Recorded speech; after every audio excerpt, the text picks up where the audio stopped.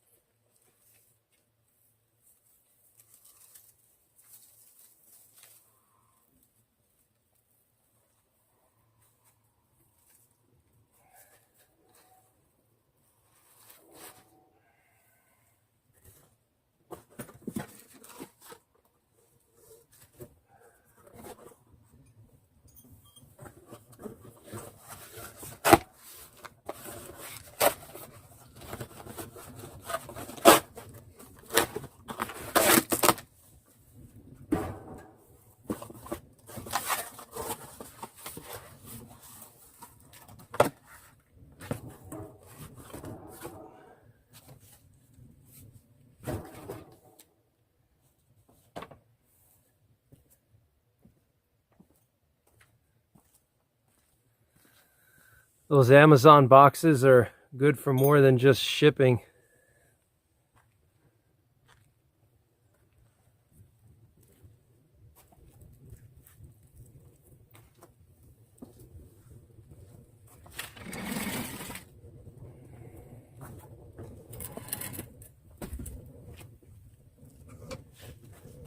Got some of these plywood sheets that I used in my penetration tests. Plywood burns really good. If any of you guys have plywood laying around, makes for good campfire wood. It's very dry, burns nice.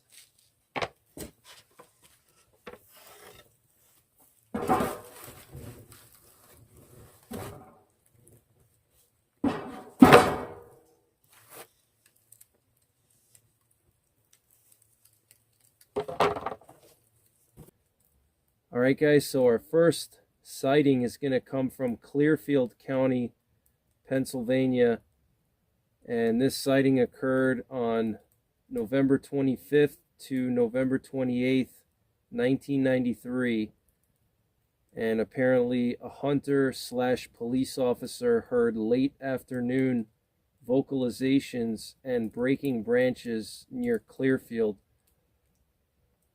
So I'm going to read to you exactly what this person submitted to the BFRO, Bigfoot Field Research Organization, which is the largest Bigfoot organization in the country. They collect sighting reports from people. So this is exactly what he submitted. First, a little information on me. I am 36 and grew up in Western New York, where I spent a lot of time hunting, hiking, and camping in the woods. I spent 4 years in the U.S. Marines, where I spent most of my time in the field. Every year I return home for deer season. In 1993, I went deer hunting in Clearfield County, PA. My uncle, a longtime resident of Clearfield, took us out to some state game lands outside the city of Clearfield. We traveled in on an old horse trail and went our separate ways. My dad and I walked a couple of miles in from the trail. I dropped my dad off in a meadow, told him that I would pick him up after dark, and walked about 3/4 of a mile further in. I found a nice valley and set up the evening hunt. The valley was surrounded on three sides by a steep snow-covered 200-foot hill. About an hour into my hunt, I heard a strange, distant noise. It was very deep and repeated every so often. I could not place the noise with anything I have ever heard in the wild, but didn't pay much attention due to its distance. I continued hunting and listening to the noise. I started to get a little nervous when the noise began closing on my location. It was covering distance extremely fast, and I couldn't place the deep belch-like noise. Being well armed with a Winchester 30-30 rifle and a Ruger 45 Colt sidearm, I still decided to pack up and leave as dusk was approaching quickly. By the time I had packed my backpack and got it on my back, whatever had made the noise was directly at the top of the hill above me. It stopped making the noises and began breaking branches off of trees just inside the wood line. At this time I had my Winchester at the ready and was watching the steep snowy ledge in the front of the tree line. For the first time in my life, I was afraid to be in the woods. I felt as if it was trying to intimidate me out of the valley. I stood there for about 10 minutes on, gun shaking as it moved back and forth in the woods, breaking branches. Now it was getting dark and I was terrified, but knew I had to move. I got a bearing on my compass and began moving quickly towards my dad's position. As I left the valley, I didn't hear anything again and just kept moving. When I found my dad, I rushed us back out to the horse trail. Once at our vehicle, I asked him if he had heard anything strange. He advised that he had heard the same noise in the distance, but paid it no mind. At the truck, I nervously waited armed for the rest of our party and didn't relax until we reached my uncle's house. The guys all got a kick from my story and started making Bigfoot jokes about it. For me, it was not a joke. I still hunt year-round, but I'm nervous when entering the woods in the dark and would rather walk out before last light. I don't know what was on that ridge, but do know that this U.S. Marine combat veteran police officer, experienced hunter and outdoorsman was shaking in his boots. To tell you the truth, just writing this story gave me a chill. So that's pretty crazy, guys. A U.S. Marine with combat experience, police officer, experienced hunter and outdoorsman got freaked out by something breaking branches and making weird noises. And the follow-up investigation from the investigator from the BFRO, Jim Osborne, said, I spoke with the witness and he related the incident just as above. The only notable detail to add is that the sound started far off in a direction directly opposite from where he walked from, and then proceeded towards him, stopping when it was still out of sight. So that's pretty insane. So now moving on to another sighting in the Pennsylvania wilds. This one's coming from Lycoming County, Pennsylvania, July 1st, 2005. Truck driver has late afternoon encounter while dumping stone. So I'm going to read to you exactly what this truck driver submitted to the BFRO. He said, it was July 1st, 2005. I drive a triaxle dump. My boss asked me to deliver some stone to a remote camp. He took me to the location first by pickup. It was a very remote camp. The next day, I took a load of stone to the camp and dumped it the following day. I took another load of stone to the location to tailgate it. I went to the camp to turn around to tailgate out to the main road. When I got out to chain my gate, I had a weird feeling that something was watching me. I scanned the woods, nothing. I went on about my work. I drove out the road about 150 yards, raised my box in the air, and tried to trip my gate. It didn't trip. Then it did, dumping a 2-foot pile of stone. I finally got the truck into gear and started to tailgate it. I went about 75 yards. I didn't have my chains set right, so back up to the pile of stone that I dumped. When I back around the corner, there was a sin color animal, not sure what sin color means, on the stone. It looked like a 250 to 300 pound bear. I kept backing, the backup alarm was beeping, but still this animal did not look at me. I got about 5 or 6 feet and hit my brakes. It stood up, most of it was behind the truck. I then seen something run across the road. I went to the other mirror, nothing. I went back to the driver's mirror, the animal was gone. I got out to walk to the back of the truck.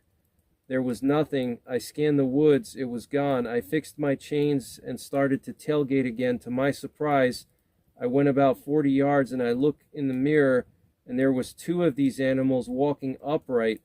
The big one was about 8 or 9 feet tall, very large reddish brown hair, black face. It scared me. I took off, went to my boss. We went back up there with a couple other people. We had flashlights. When we first got out of the truck, we heard a high-pitched whistle and hoot or howl. I've never heard this in the woods. After all, I'm an avid hunter. Something big took off running through the woods. There were footprints in the stone. We measured them.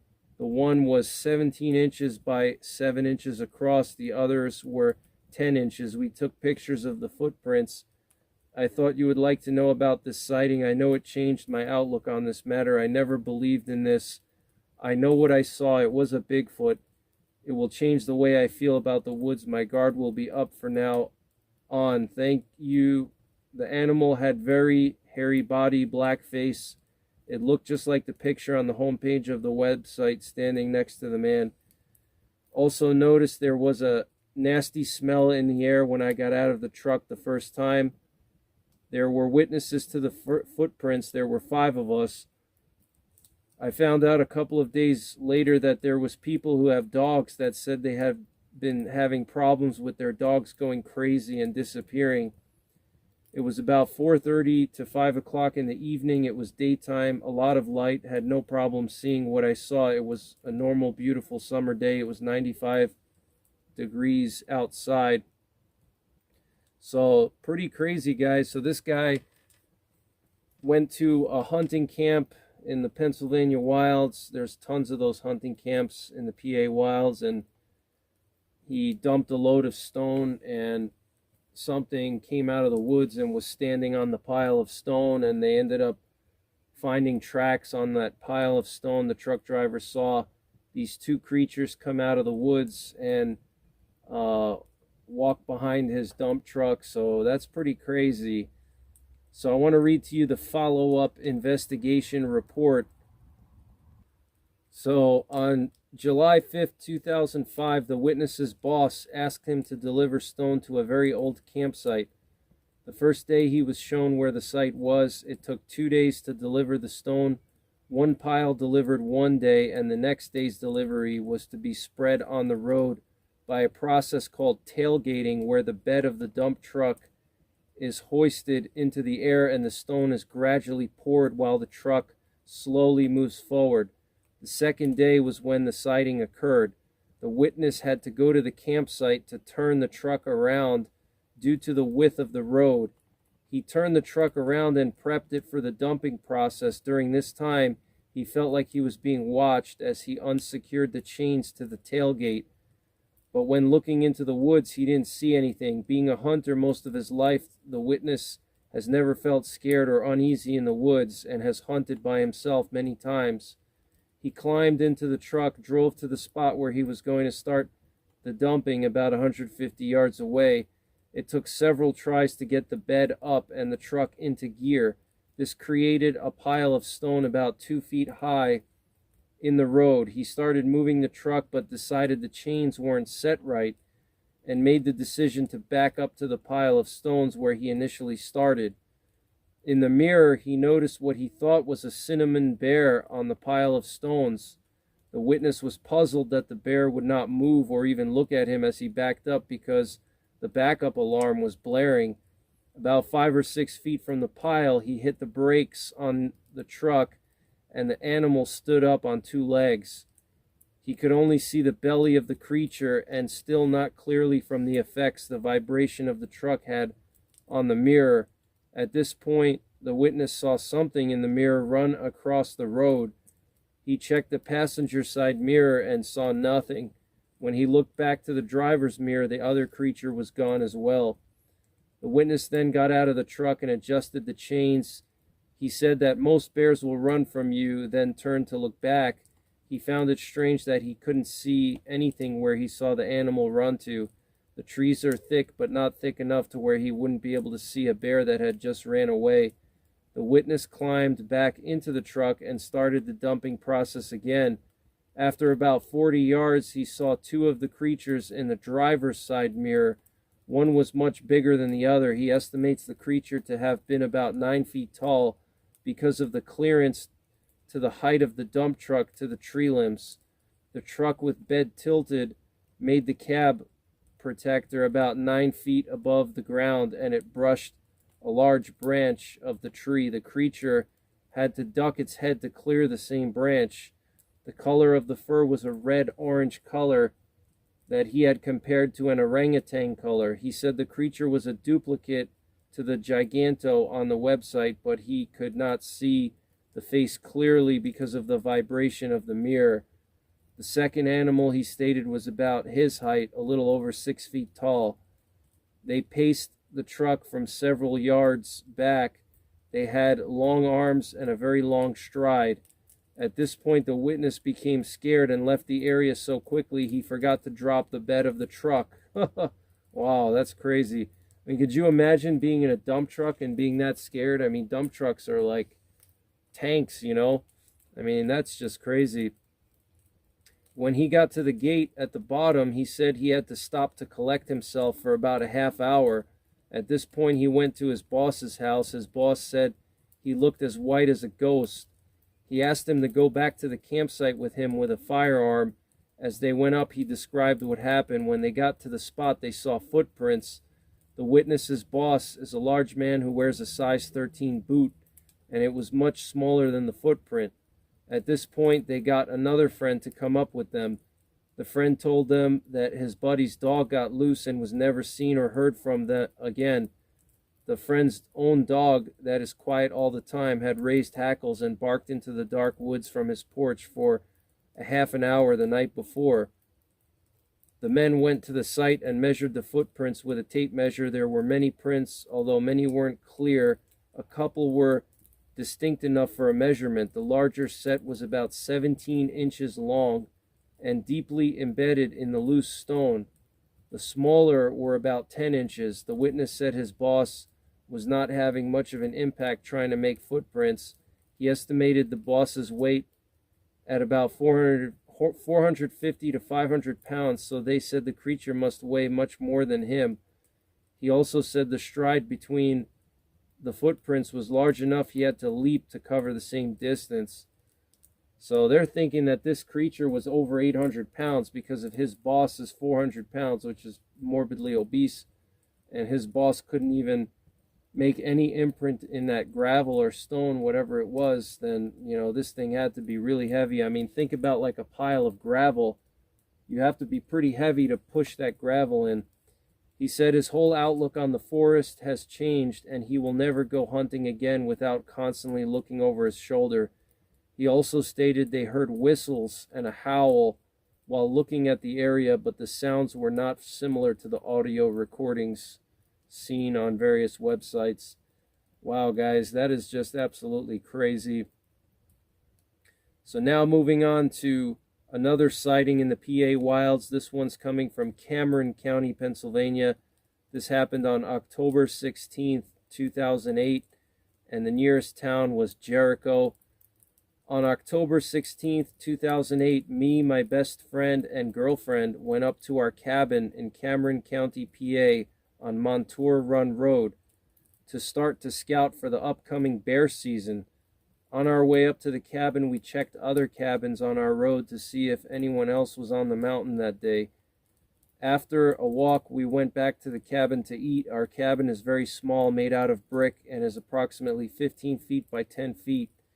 We started to cook, and on the side of the cabin opposite of the stove, I heard a banging on the wall outside. I figured it might be a stick falling. Then it happened again in front of the stove.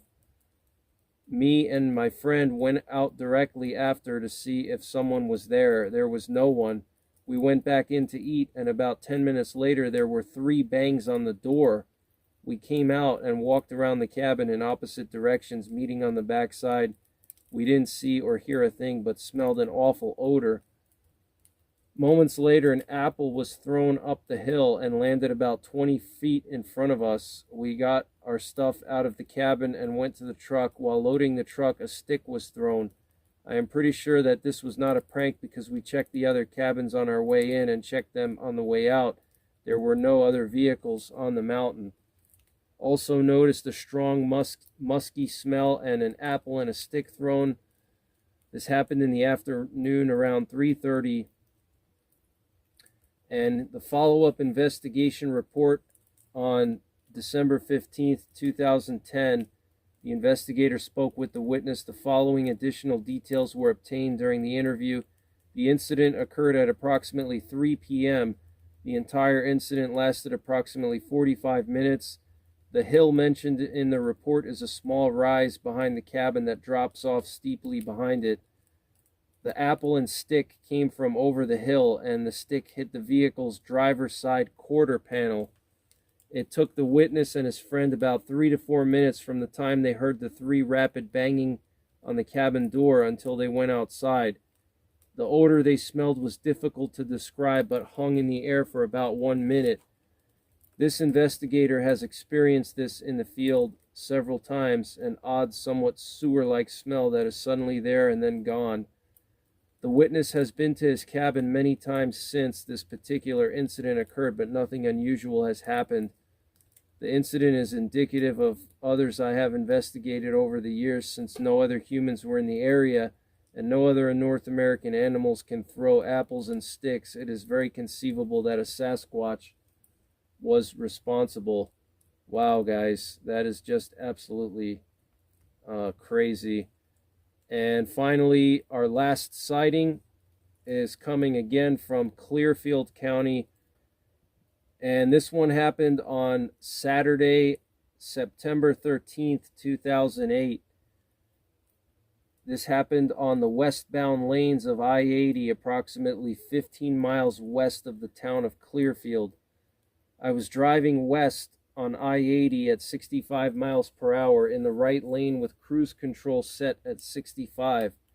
We were returning from a wedding in New York. We had been in an area of mountainous, hilly forest close to the road. The country started to open up with some farmland. My wife dozed, and I was rather lost in thought. I diverted my sight to about 30 degrees to the right and was startled to see something that got my attention and kept my attention until about 60 degrees to the right. It passed quickly out of view because of the speed of the vehicle and a bank and some foliage obscuring the view. The road is 2-lane, one way, and I could not return to the area without backing a long distance. There was no other traffic in sight at the time. What I saw was a figure, only from about what I would assume was midway from between the elbows and wrist upward. The figure was what I think of as being the wrong color. It was the color of a craft paper bag, except slightly more reddish. It was long hair covered, and I could not see a face. It was not moving during the approximate 3 seconds that I was able to view it. It was in front of some woods, not dense, standing about 150 feet away on the other side of a strip of narrow, fallow farm field. It seemed to be facing the highway, although I could not see a face. I assumed the field had high growth in it, as I only saw the upper portion. It was only the upper body and head with the hair obscuring any sign of a neck. I could not estimate size, but it was stocky. Among my reactions, I was imagining something or someone had put up a mannequin. I rethought that, as there did not seem to be habitation nearby, and a mannequin would likely have been a full figure to maximize startle value. I know I saw something that I can accurately describe and draw a rather accurate picture. I am a retired industrial designer. From the briefness of the sighting, I can only say what I saw and think that this sighting would only be of value if there were other sightings in the area. When I saw the figure, a strong chill went down my spine that lasted several moments. This sort of thing is not in my normal experience. I have been an instrument and glider pilot for 48 years, and am rather used to making quick, fairly accurate observations in relation to that. I also have been trying to convince myself that I did not see anything. It was unsettling. And this happened at around 3:30 p.m. It was overcast with rainy and foggy conditions. Follow-up investigation report. The eastbound and westbound lanes on this section of highway are separated by a forested medium. The medium is wide enough so that drivers in the eastbound and westbound lanes cannot see each other. Official sunset for that date was 7:16 p.m. Even though the sighting occurred almost 4 hours prior to sunset, the lighting conditions were described as gray because of the prevailing weather conditions. And that part of PA, for any of you guys who've ever spent any time in Pennsylvania, you'll know that central and western PA, you get those really cloudy conditions, especially fall through spring. The creature was initially spotted roughly 200 yards away at about the 1 o'clock position in the witness's field of view. The sighting lasted until the creature, stationary during the entire time, passed into the 2 o'clock position, and a bank along the highway rose up and concealed the witness's view of the creature. The witness estimates the distance to the creature to have been 150 feet at the last point of the sighting. In the brief time that the witness saw the creature, he was able to make a quick assessment of the following details. It was smooth, it had smooth, even colored hair estimated to have been 3 to 4 inches in length, rounded but not very broad shoulders, upward sloping skull, no visible neck, arms relaxed at the side. After speaking with the witness by telephone, I found him to be very credible and was especially impressed with his ability as an observer. Taking into account how brief his sighting was, he was still able to garner a lot of detail about it. I contribute this to his extensive experience as a pilot, which has trained him to make fast, accurate decisions and observations. And there's an add-on note from Matt Moneymaker. Matt Moneymaker is the founder of the Bigfoot Research Organization in the U.S. here. And this is what he said. He's basically the founder of this whole organization. When I lived in Ohio in the mid-1990s, I remember some Ohio Bigfoot researchers talking about Clearfield County, Pennsylvania. They said it was a special place. The Ohio researchers thought there may be a high concentration of Sasquatches in that county because there were said to be many old farmers there who had sighting stories of their own and knew of many stories from their parents and grandparents. The presence of these animals was supposedly common knowledge among the farmers there, but had been documented only sparsely. Route 80 is one of the main east-west routes across PA. It goes through miles of impressive mountains and forests. In several portions, the off-ramps are 20 miles apart. The first time I saw a mountain lion in the U.S. was in Pennsylvania while driving on I-80 back to Ohio from New York. It didn't look like an escaped pet mountain lion. It looked pretty wild, stalking on the edge of a clear cut near the highway, unbothered by passing traffic. So, pretty interesting, guys. I'm going to be doing more of these Bigfoot sighting reports. I'm going to read to you guys different Bigfoot sightings from different parts of the country. In the first edition of this series, I talked about Bigfoot sightings in my old home state of New York. In this one, I talked to you guys about Bigfoot sightings in my area, north central Pennsylvania. And in the next one, I'm not sure where I'm going to go for the next one. If you have any requests on which part of the country you want me to investigate, leave it in the comments down below. Until next time, stay safe in the woods, make sure you carry protection when you're out in the wilderness, guys, because you never know what's out there, whether it's mountain lions, bears, Bigfoot. I mean, you just don't know. So, stay armed, be vigilant when you're out in the woods, especially at night. Bigfoot are known to be nocturnal, so that's just something to keep in the back of your mind. Make sure you have good flashlights. But that's pretty much it, guys. Take care, God bless, and don't forget the 3 P's: prepare, practice, and persevere.